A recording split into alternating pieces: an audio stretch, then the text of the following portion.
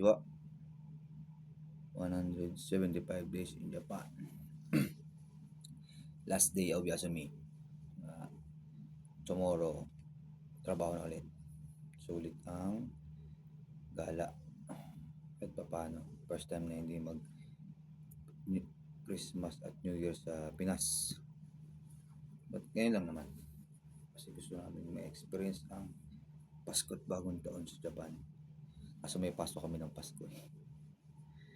Pero kumain kami sa labas ng mga kasama namin para mag-celebrate ng Pasko. Tapos, pagkatapos ng Pasko, gumala kami sa Osaka, Okazaki, Nagoya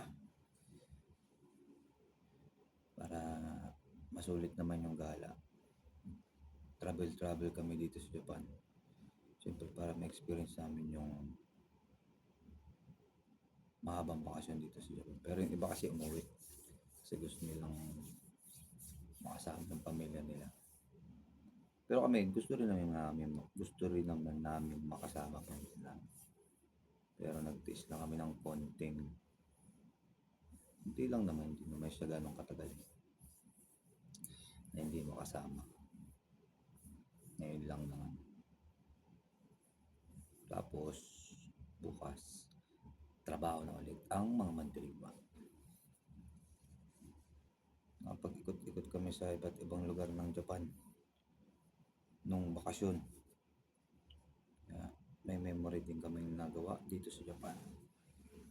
Although kahit naman nasa galang kami, naisip din naman namin yung mga umuwi sa Pinas na mga kasama namin.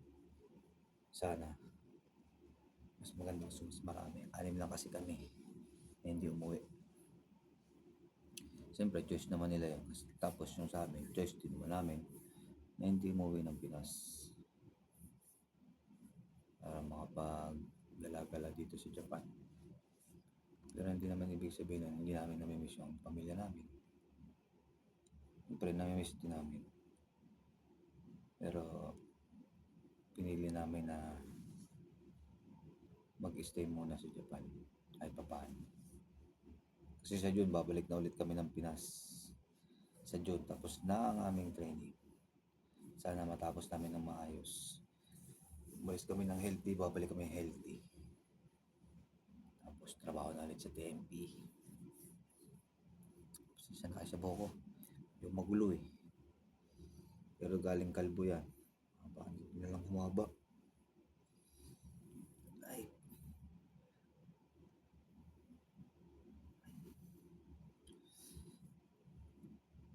Paano ba yan? Kita-kits bukas. Bye-bye. 175 days in Japan.